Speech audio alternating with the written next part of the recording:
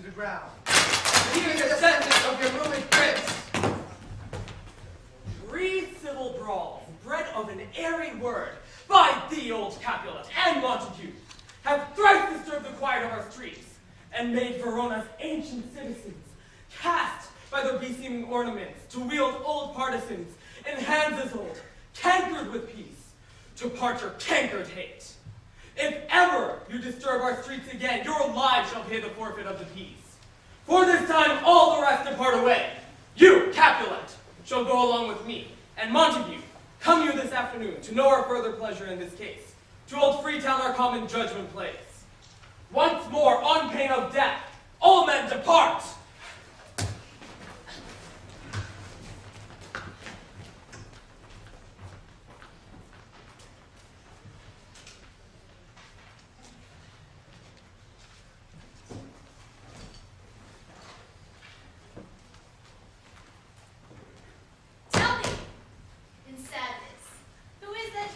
In sadness, cousin, I do love a woman. She's too fair, too wise, wisely too fair to merit bliss by making me despair. Be ruled by me? Forget to think of her. To teach me how I should begin to think. By giving liberty to thine eyes. Examine other beauties. Ha.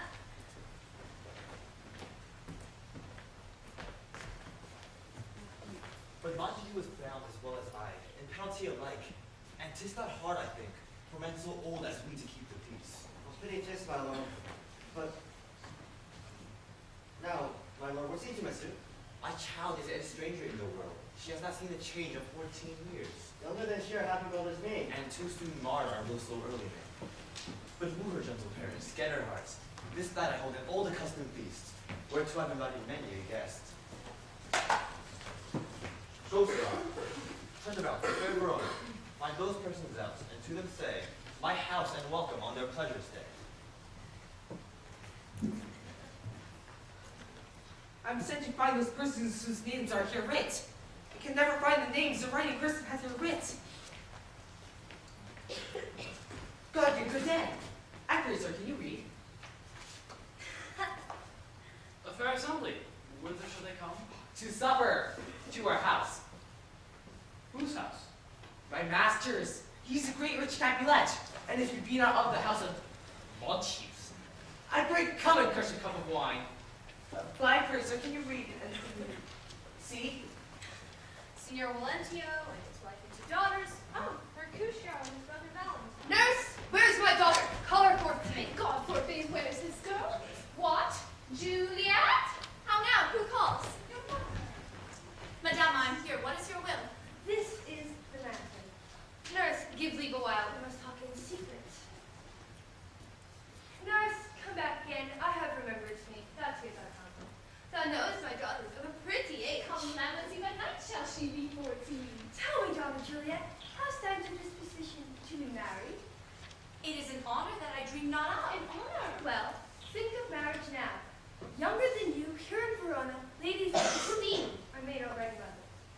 The valiant Paris seeks you for his love. A mad young lady, why he's a man of wax. Verona's summer hath not such a flower. Nay, he's a flower, so he's a flower. Speak briefly. Can you like of Paris's loves? I'll look to like, if looking liking move. Madam, the guests are come. Supper served out. You called, my young lady asked for, the nurse cursed in the pantry, and everything that has disturbed me. And I sent away, I beseech you follow straight. We follow thee. Juliet, the county stays. Go, Dulcie. Happy nights to happy days. Give me a torch, I am off this ambling. Nay, gentle Romeo, we must have you dead. You are a lover. Borrow cutes and sings and soar with them above a common bound. I'll be a candle holder and look on. The game was never so fair, and I am done. We mean well in going to this mass, but 'tis no live to go. Why, may one ask? I drink a drink tonight. And so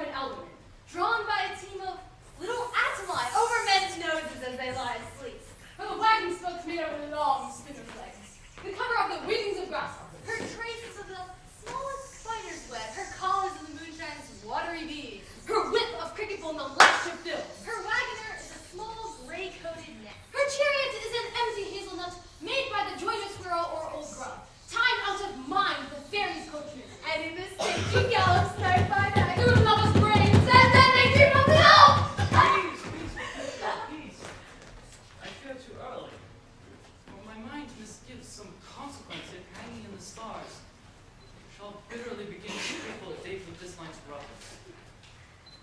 But he that hath the steerage of my course, beareth my sail. On us, gentlemen. Strike, drum.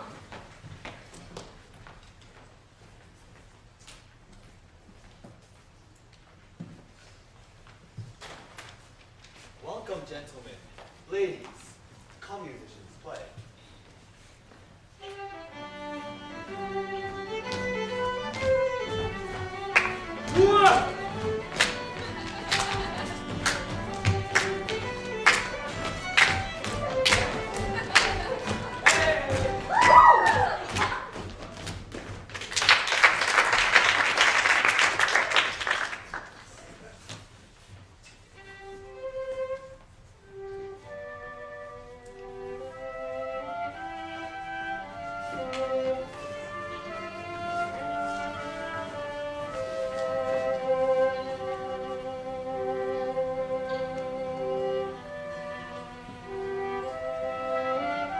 She doth teach torches to burn bright.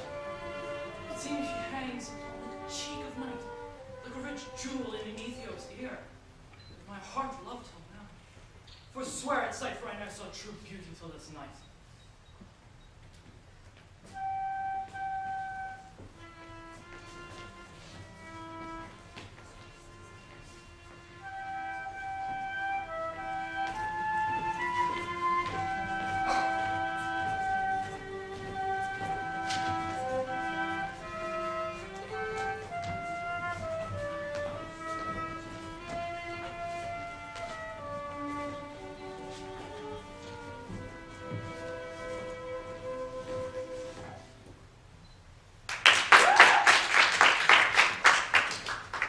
This by his voice should be a Montague.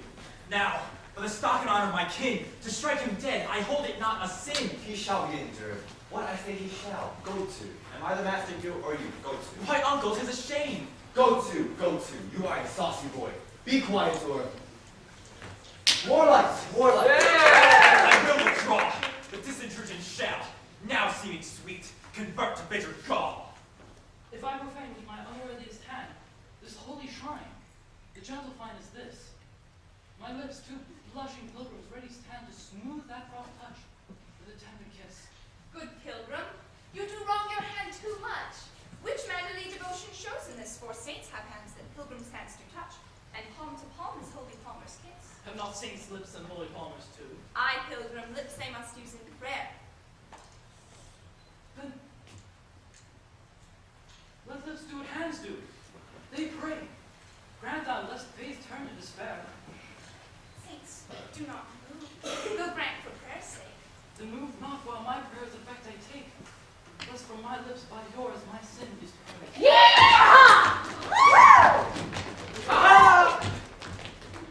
Madam, your mother crazy what with you?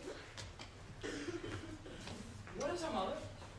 Married bachelor, her mother's lady the house. Oh dear account. Is she a Capulet? My life is my foe's debt. Away, be gone. The sport is at its best. Aye, so I fear the more is my own breast. Oh. Come hither, nurse. What is yon gentleman? His name is Romeo and a Montague, the only son of your great enemy. My only love, sprung from my only hate. Too early seen unknown and known too late. Prodigious birth of love it is to me that I must love a loathed enemy.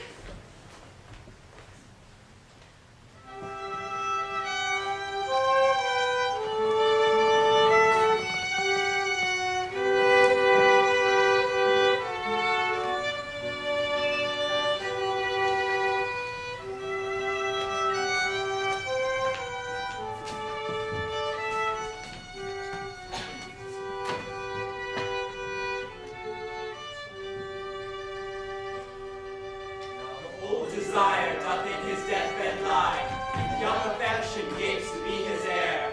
That fair for which love groaned for and was died, with tender Juliet matched is now not fair. Now Romeo is beloved and loves again, alike bewitched by the charm of looks. But to his foe suppose he must complain, and she still loves sweet bait from fearful hooks. Being held above, he may not have access to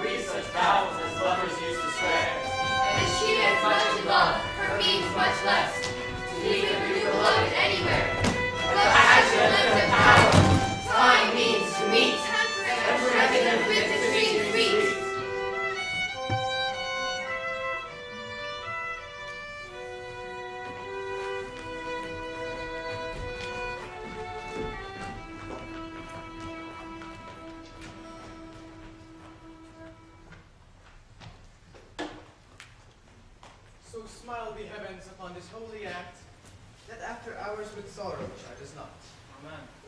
These violent delights have violent ends. Therefore love moderately. Long love not so. Too swift arrives as tardy as too slow. Ah, here comes the lady. Good even to my ghostly confessor. Romeo shall thank thee, daughter, for us both. Come with me, and we will make short work. For by your leaves you shall not stay alone, till Holy Church incorporate two in one. I'm afraid, Good Mercutio, let's retire. The day is hot. Capulets brought in, if we meet, we shall not escape a brawl. For now, in these hot days, is the mad blood stirring. By my head, here come the Capulets. I might feel like you're not. Gentlemen, good den. A word with one of you. And but one word with one of us. Couple it with something, make it a word and a blow. You shall find me apt enough to that, sir, and you shall give me occasion. Could you not take some occasion without giving? Mercutio, thou consorts with Romeo. Consort! What dost thou make us minstrels? Here's my fiddlestick. Here's that which shall make you dance. Zounds, consort. Either withdrawn to some private place or else apart. Here all eyes gaze on us. Men's eyes were made to look. And let them gaze, I will not budge for no men's pleasure. I. But peace be with you, sir. Here comes my man. Romeo, the hate I bear thee can afford no better term than this. Thou art a villain! Tybalt, the recent act of love thee doth much excuse appertaining rage to such a greeting. Villain, am I none? Therefore farewell, I see thou knowest me not. Boy, this shall not excuse the injuries thou hast done me. I do protest I never injured thee, but love thee better than thou canst increase my love. So good Capulet, which name I tender as dearly as my own, be satisfied. Oh, calm this honorable vile submission! Tybalt, you rat catcher, will you walk? What wouldst thou have with me? Good king of cats, nothing but one of thy 9 lives. I am for you.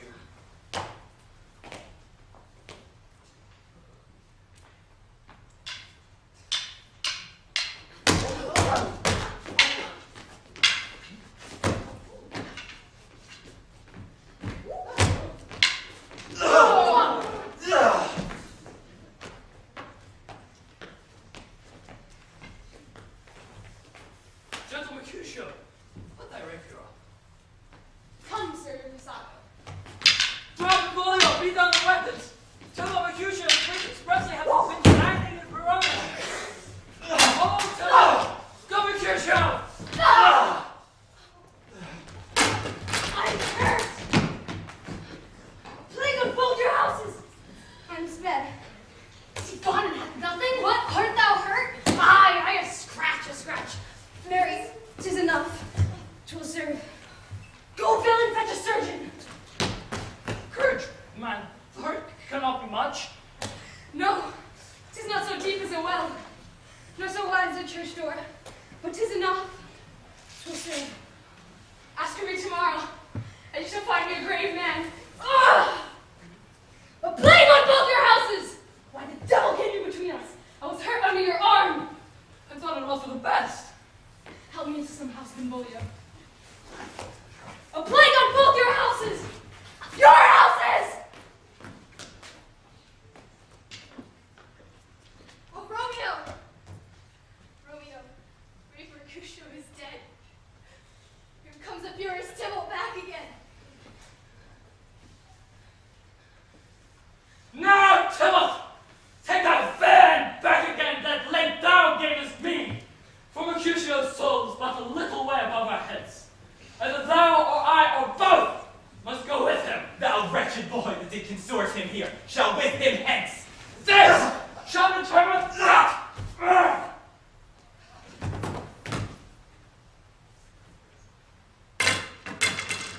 Romeo, away, be gone. The citizens are up and Tybalt slain.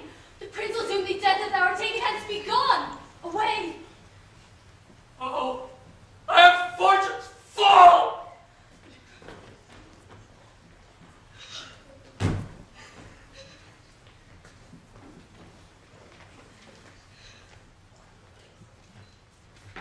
I beg for justice which thou, prince, must give. Romeo slew Tybalt. Romeo must not live. Romeo slew him. He slew Mercutio. Who now the price of his dear blood doth owe? That's Romeo, Prince. His fault includes but what the law should end, the life of civils. And for that offense, immediately we do exile him hence. Else when he is found, that hour is his last.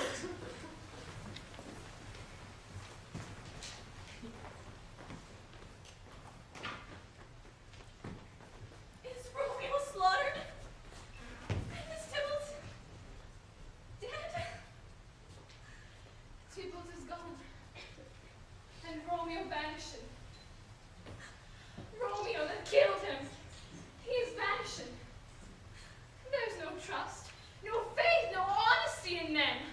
All forsworn, all perjured, all not, all dissembled. Shame comes to Romeo! Restrict me thy tongue for such a wish. Romeo was not born to shame. On his brow shame is ashamed to sit. Will you speak well of him that killed your cousin? Shall I speak ill of him that is my husband? Banishment, be merciful, say death, do not say banishment.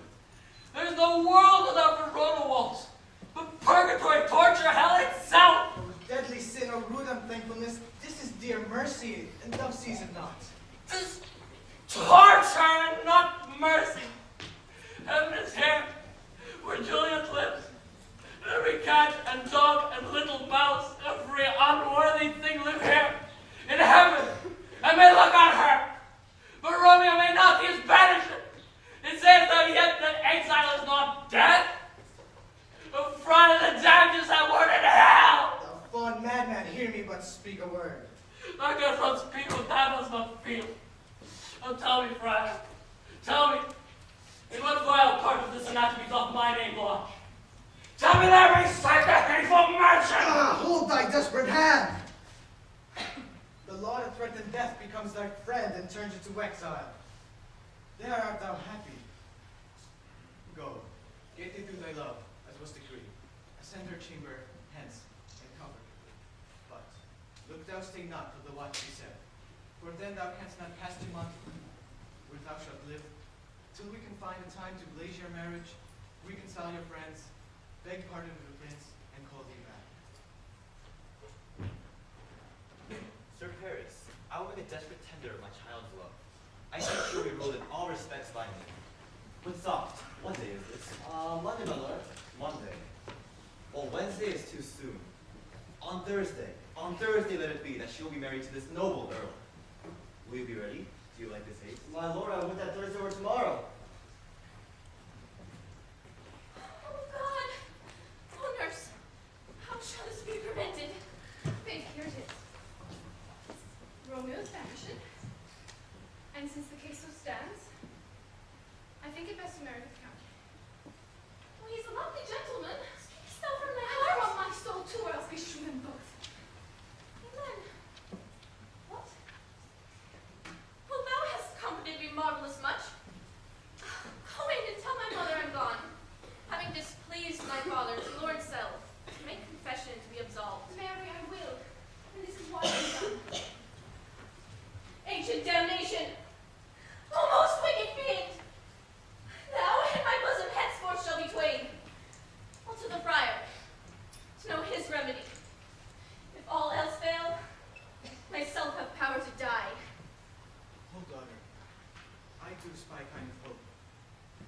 Take thou this vial, and this distilled liquor drink thou all. No warmth, no breath shall testify thou livest. And in this borrowed likeness of shrunk death, thou shalt continue 42 hours, and then awake, as from a pleasant sleep. In the meantime, against thou shalt awake, shall Romeo by my letters know our drift, and hither shall he come. And that very night shall Romeo bear thee hence to Mantua, and this shall free thee from this present shame. I have a thieves' cold fear. Thrills through my veins, that nearly freezes up the heat of life. My dismal scene I needs must act alone. From vial. What if this mixture do not work at all? Shall I be married then tomorrow morning? Oh, no. This shall forbid it. Lie thou there. What if it be a poison? The friar suddenly hath ministered to have me dead. Dead. Lest he be dishonored in this marriage, because he married me before to Romeo.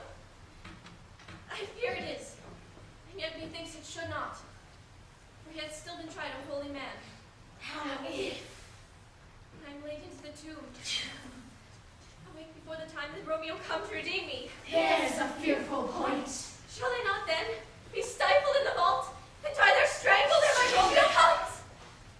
Or if I live, shall I not be distraught? Environed with all these hideous fears. And madly play with my forefather's joints? And pluck the mangled Tybalt from his shroud. And in this rage, will some great kinsman's bonus with the club madly dash out my desperate brain? Oh, look. Methinks I see my cousin's ghost, singing out Romeo that did spin his body upon a rapier point. Stay, Tybalt, stay! Romeo, I come. This do I drink to thee.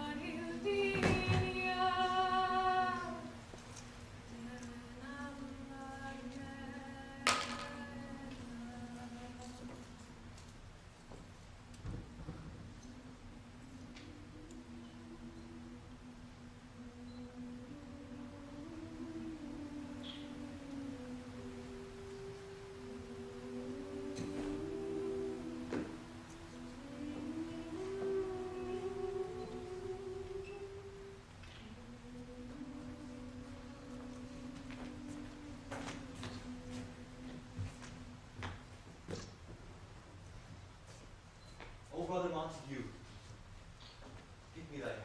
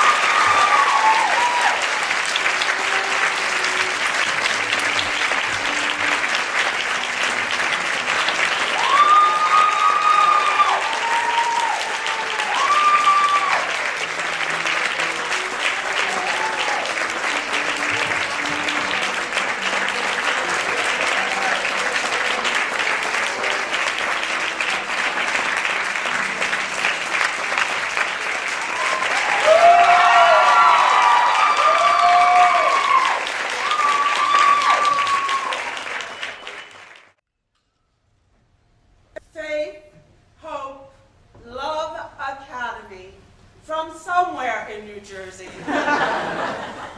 Much ado about nothing. Give it up.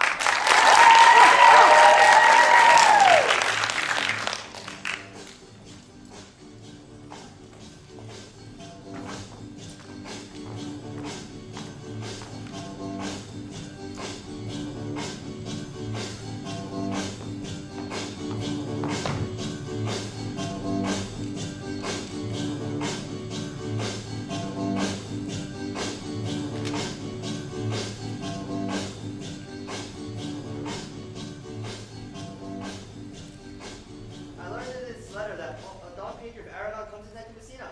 I pray you, is Signor Benedict Padua returned from the wars or no? Oh, he is returned and as pleasant as ever he was. I pray you, how many hath he killed and eaten in these wars? For indeed I promise to eat all his killing. You must not sir mistake my niece. There's a kind of merry war between Signor Benedict and her. We never meet, but there's a skirmish and wit between them. I see, lady, the gentleman is not in your books. No, and he were I would burn my study. Don Pedro is the first.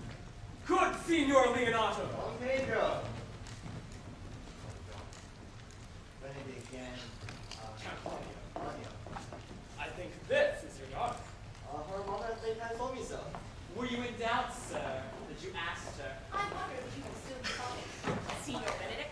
Nobody marks you. Why, my dear Lady Disdain? Are you yet living? Is it possible Disdain should die while she has such meat food to feed it as Signor Benedict? Courtesy itself must convert to Disdain. Well, If you there's- come in her presence. Well, there's courtesy a turncoat, but it is certain I am loved of all ladies, only you excepted. And I could find in my heart that I had not a heart, for truly I love them. Dear happiness to women. They would else have been troubled with a pernicious suitor. I thank God in my cold blood I'm of your humor for that. I'd rather hear my dog bark at a crow than a man swear he loves me. God keep your ladyship still in that mind, so some gentleman or other shall escape a predestinate scratched face. Scratching could not make it worse. And for such a face as yours were. Well, you're a rare parent A teacher. word of my tongue is better than a beast of yours. I would, my course, have this be of your time, and so good a continuer. But in God's name, I have done. You always end with a jade strip. I know you were old. If you so, my lord, you should not be forsworn. Please your grace be long. Your hand, Leonato, we will go together. My liege, your highness now may do me good. Has Leonardo any son, my lord? No child but hero, she's his only heir. Dost thou affect her, Claudio? If thou dost love fair hero, cherish it, and I will break with her and with her father, and thou shalt have her. Was not to this end that thou beganst to twist so fine a story? How sweetly you do minister to love, that no love's grieved by his complexion. But lest my liking might too sudden seem, I would have salved it with longer treaties. I know we shall have some revelry tonight. I will assume thy part in some disguise, and tell fair hero that I am Claudio. And in her bosom I'll unclasp my heart, and after to her father will I break. And the conclusion is, she shall be thine. In practice, let us begin presently.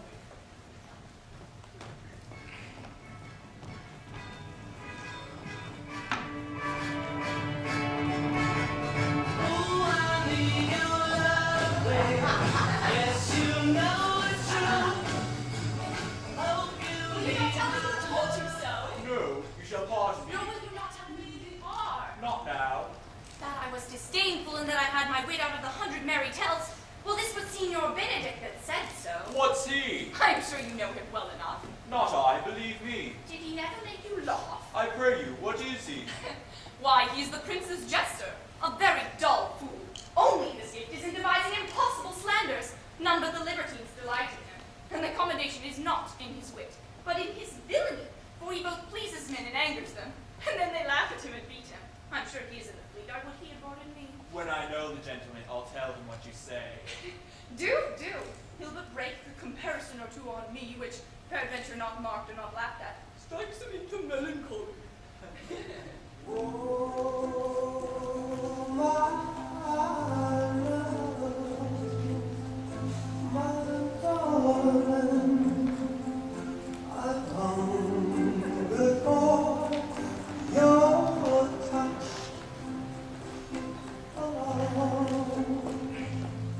You were a most excellent wife for Benedict. Oh, Lord, my lord, if they were but a week married, they would talk themselves mad. County Claudio, when we knew to go to church. Tomorrow, my lord, time goes unprecious to love have all his rights. Not so Monday, my dear son, which is just a seven night and a time to brave to drop all things answer my mind. Come! You shake the head at so long of breathing. But I warn thee, Claudio, the time shall not go dully by us. I will, in the interim, undertake one of Hercules' labors, which is to bring Signor Benedict and the Lady Beatrice into a mountain of affection, the one with the other.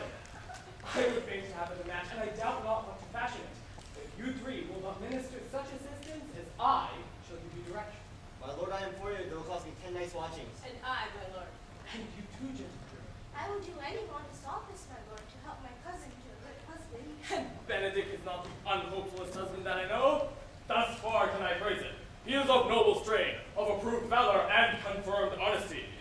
I will teach you how to humor your cousin, that she may fall in love with Benedict. And I, with your two helps, will so practice on Benedict that in despite of his quick wit and his queasy stomach, he will fall in love with Beatrice.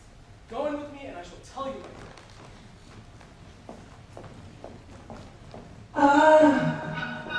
I love how you wear and the way the sunlight plays upon her head.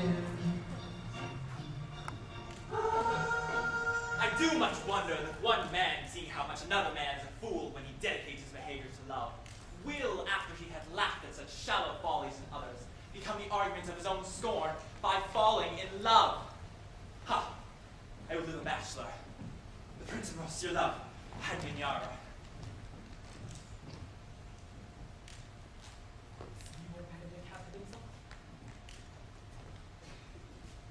Come hither, Leonato. What was it you told me of today? That your niece Beatrice was in love with Signor Benedict? I stuck on. The foul sits. I did never think that lady could have loved any man. No, nor I neither, but most wonderful that she should so dote on Signor Benedict, whom she had in all outward behavior seemed ever to abhor. I should think this a goal, but knavery cannot hide itself in such reverence. How? How, pray you? You amaze me. I would have thought your spirit had been invincible against all assaults of affection. I would have sworn it had, my lord, especially against Benedict. Is possible? Since the wind in that corner. Yeah, tell me affection. Hold it up. Had she made her affection known to Benedict? No, and she swears she never will. That's her torment. 'Tis true indeed, so your daughter says. Shall I, says she, who have so often countered him with scorn, write to him that I love him? This says she now when she's beginning to write to him, for she'll be up 20 times a night, and there she will sit in her slop, till she hath written a sheet of paper. My daughter tells us all. Then down upon her knees she falls, weeps, sobs, beats her heart, tears her hair, prays, curses, oh speech, Benedict, God give me patience. Hero thinks surely she will die, for she says she will die if he loves her not, and she will die ere she make her love known. She doth well. If she should make tender of her affection, 'tis very possible he'll scorn it. For the man, as you know all, hath a contemptible spirit. Well, we will hear further of it by your daughter. Let it cool the while. I love Benedict well, and I could wish that he would modestly examine himself to see how he has been unworthy so good a lady. My lord, dinner's ready. He do not dote on her upon this. I will never trust man's temptation. Let us send you to call him to dinner.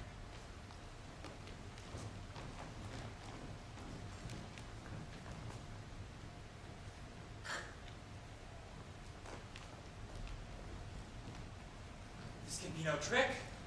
The conference was sadly born. I have the truth of this from a hero. Love me? Why, it must be requited. I do never think to marry. They say the lady is fair. 'Tis the truth. I can bear them witness. And virtuous. 'Tis so. I cannot reprove it. And wise, but for loving me. I've railed so long against marriage, but does not the appetite alter? A man loves the meat in his youth that he cannot endure in his age. Shall these quips and sentences and these paper bullets of the brain awe a man from the career of his humor? No! The world must be peopled! When I said I would die a bachelor, I did not think I would live till I were married. Here comes Beatrice. By this day, she's a fair lady. I do spy some arts of love in her. Against my will, I sit to bid you. Come in to dinner. Fair Beatrice, I thank thee for thy pains. I took no more pains for those thanks than you take pains to thank me. If it had been painful, I would not have come. You take pleasure then in the message? Yea! Just so much as you may take upon a knife's point and choke a dog withal. You have no stomach, senor. Very well. Against my will, I am bid to come send you in to dinner. There's a double meaning in that. If I do not take pity upon her, I am a villain. I love the colorful clothes she wears, and the way the sunlight plays upon her head. Now, Ursula, Beatrice doth come as we can trace this alley up and down. Our talk must only be of Benedict. When I do name him, let it be thy part to praise him more than ever man did merit. My talk with thee must be how Benedict is sick in love with Beatrice. But are you sure that Benedict loves Beatrice so entirely? So says the prince and my new betrothed lord. And did they bid you tell her it, madam? They did entreat me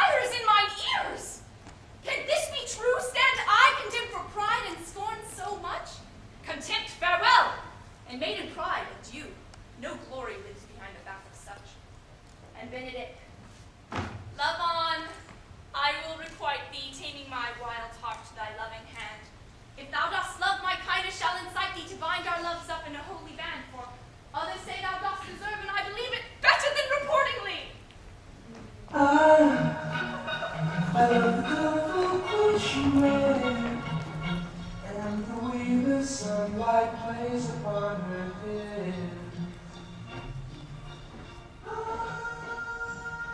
Hero and Ursula have by this played their parts with Beatrice, and then the two bears will not fight one another when they meet.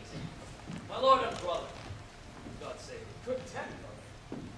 If your leisure served, I would speak with you. In private, if it please you. Yet Count Claudio may hear, for what I would speak of concerns him. What's the matter? Means your lordship to be married tomorrow. You know he does. I know not that when he knows what I know. If there be any impediment, I pray you discover it. I came hither to tell you, and circumstances shortened, for she has been too long talking of. The lady is disloyal. Disloyal? I would not think it. If you dare not publicly see, confess not that you know. If you will follow me, I will show you enough. When you have seen or heard of it, proceed accordingly. If I see anything tonight, why I should not marry her tomorrow in the congregation where I should wed, there will I shame her.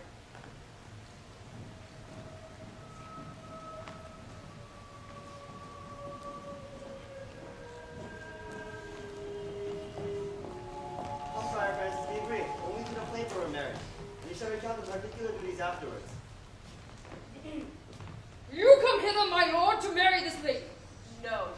To be married to her. Friar, you come to marry her. Lady, you come hither to be married to this count. I do. If either of you know any inward impediment why you should not be conjoined, charge you on your souls to utter it. Know you any, hero? None, my lord. Know you any count? Father, fire thee. Will you, with free and unconstrained soul, give me this maid, your daughter? As freely son as God can give her me.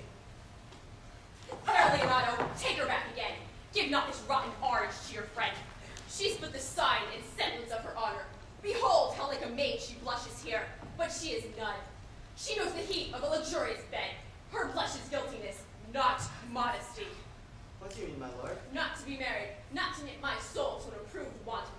Dear my lord, if you in your have vanquished the resistance of her youth and made defeat of her virginity. I know what you would have said if I had known her. You would have said she did embrace me as a husband. No, Leonardo, I never tempted her with words too large, but as a brother to his sister showed bashful sincerity and comely love. And seemed I ever otherwise to you? Help on me! Seeming! I will write against it. You seem to me as Diane and her orb, as chaste as the bud ere it be blown. But you are more temperate in your blood than Venus or those pampered animals who rage in savage sensuality. Is my lord well that he doth speak so wise? Sweet prince, why speak not you? What should I speak? I stand dishonored that I've gone about to link my dear friend to a common stale. These things spoken are like but dreams. Sir, these things are spoken, and they are. This looks not like a nuptial. What man was he that talked with you yesternight out at your window betwixt 12 and 1? I talked with no man at that hour, my lord. Leonardo, I'm sorry you must hear. Upon mine honor, myself, my brother, and this grieved count did see her, hear her at that hour last night, talking with a ruffian at her chamber window, who it hath indeed most like a liberal villain, and confessed all the vile encounters they have had 1,000 times in secret. Oh, hero, what a hero hast thou been! If half thy outward graces had been placed about the thoughts and counsels of thy heart! But fare thee well, most foul, most fair, farewell. Thou pure in piety and of pious purity. Hath no man's dagger here point for me? Come, let us go. These things can thus delight. Smother her spirits up. How doth the lady? Dead, I think! Hero, why hero? Uncle Senior Benedict, fire! O fate, take not away thy heavy hand. Death is the fairest cover for her shame. How now, cousin hero? Wherefore? Could she here deny the foulness that is printed in her blood? Do not live, hero! Do not open thine eyes! Sir, be patient. For my part in this, I am so attired in wonder. I know not what to say. Oh, on my soul, my cousin is belied! Would the true princess lie, and Claudio lie, who loved her so that speaking of her fondness, wash it with tears! Hence from her, let her die! There is some strange misfortune in the princes. Pause a while and let my counsel sway you in this case. Your daughter here, the princess, left for dead. Let her a while be secretly kept in, and publish it that she is dead indeed. Maintain a mourning ostentation, and on your family's old monument hang mournful epitaphs and do all rites that appertain unto a of burial. Come, lady, die to live. This wedding day is but prolonged. Have patience and endure.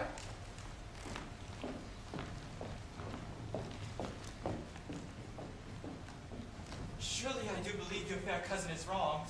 Oh, how much might the man deserve of me that would right her? Is there any way to show such friendship? A very even way, but no such friend. May a man do it? It is a man's office, but not yours. I do love nothing so well in this world as you. Is not that strange?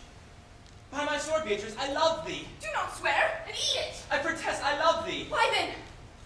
God forgive me. What offense, sweet Beatrice? You have saved me in a happy hour. I was about to protest I loved you. And do so with all thy heart? I love you with so much of my heart that none is left to protest. Come, let me do anything for thee. Kill Claudio. Not for the wide world. You killed me to deny it. Farewell. Tarry, sweet Beatrice. I'm gone though I'm here. There is no love in you. Nay, I pray you let me go. Beatrice. I will go.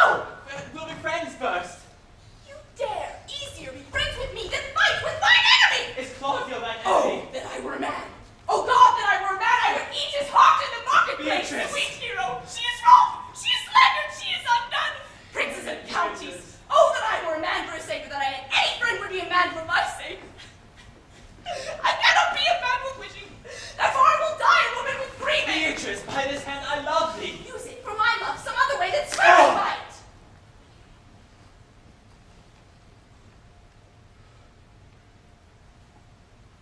Think you in your soul that Count Claudio hath wronged Hero? Yea, as sure as I have a thought or a soul. Enough. I am engaged. I will challenge him. Claudio will render me a dear account. As you hear of me, so think of me. Go comfort your cousin. I must say, she is dead. And so, farewell.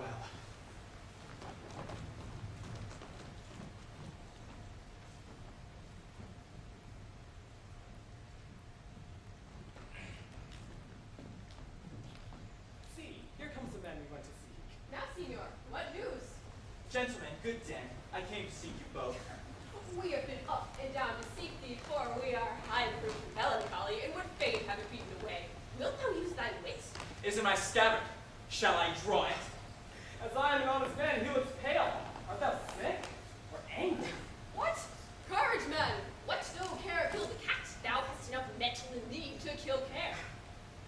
I will meet your wit in the career, and you charged against me. I pray you, choose another subject. By this light he changes more and more. I think he be angry indeed. If he be, he knows how to turn his girdle. Shall I speak a word in your ear? God bless you from a challenge. You are a villain.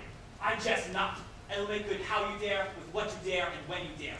Do me right, or I'll protest your cowardice. You have killed a sweet lady, and her death will fall heavy upon you. Come, let me hear from you. Well, I will meet you, so I may have good cheer. What, a feast? A feast? I thank him. He hath bid me to a casset and a capon, which, if I do not carve most curiously, say my nice not. Shall I not find a woodcock too? Sir, your wit ambles well. It goes easily. Fare you well, boy. You know my mind. You have among you killed a sweet and innocent lady. For my lord Blackbeard there, he and I shall meet. Until then, peace be with him. How now? My brother's man down? Borachio? Officer, what offense has this man done? Sir, Mary, sir, he has committed false report. Secondarily, he has verified unjust things. Thirdly, he is a slanderer to conclude. He is a lying knave. Who have you offended, master, that you have thus bound to your answer? Sweet priest, let me go that far to my answer. Do you wear me and let this cat kill me? After saved even your very eyes, what your wisdoms could not discover, this shallow fool brought to that, who in the night overheard me confessing that Don John, your brother, incensed me to slander the lady hero. And you brought into the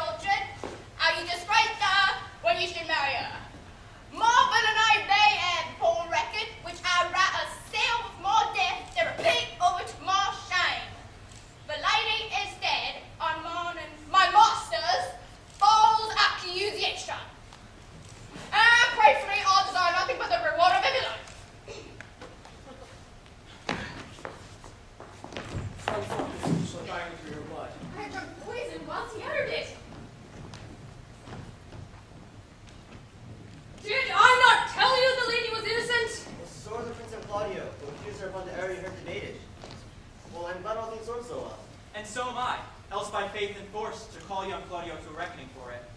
Well, daughters, gentlemen all, we've gone to a chamber by ourselves, and when I sent for you, come hither mass. Friar, I must entreat your pains, I think. To do what, senor? To bind me, or undo me. One of them. Signor Linato, truth it is, good signor. Your niece regards me with an eye of favor. My heart is with your liking. And my help. But here come the Prince of Love. Good morrow to this fair assembly. Tomorrow, Prince? Tomorrow, Claudio, we're here to attend you. Are you yet determined today to marry with my brother's daughter? I'll hold my mind, were she in Ethiopia. For this I owe you. Here comes other reckonings. Which is the lady I will seize upon? This is she, and I do give you her. Give me your hand before this holy friar. I am your husband, if you like me. And when I lived, I was your other wife. And when you loved, you were my other husband. Another hero! Nothing certainer. One hero died to child, but I do live, and surely as I live, I am amazed. The former hero that is dead. She died, my lord, but without her slanderer. And to the chapel let us presently. When after that the holy rites are ended, I will tell you largely a fair hero's debt. Soft and fair. Friar, which is Beatrice? I answer to that name. What is your will? Do not you love me? Why no more than reason. Well then, your uncle and the prince and Claudio were deceived. They had sworn you did. Do not you love me? Troth, no. No more than reason. Well then, my cousin and Ursula are much deceived, for they did swear you did. They swore you were well nigh sick for me. They swore you were well nigh dead for me. 'Tis no such matter. Then you do not love me? No, truly, but in friendly recompense. Come, cousin. I'm sure you love the gentleman. I'll be sworn upon that he loves her. For here's a paper written in his hand, a halting sonnet of his own pure brain, fashioned to Beatrice. And here's another written in my cousin's hand, stolen from her pocket, containing her affection unto Benedict. A miracle. Here's our own hands against our hearts. Come, I will have thee, but by this light I take thee for pity. By this day, I yield upon great persuasion. Is that all you're going to say? How dost thou, Benedict, the merry bed? Come, we are friends. Let's have a dance ere we are married, so we might lighten our own hearts and our wives'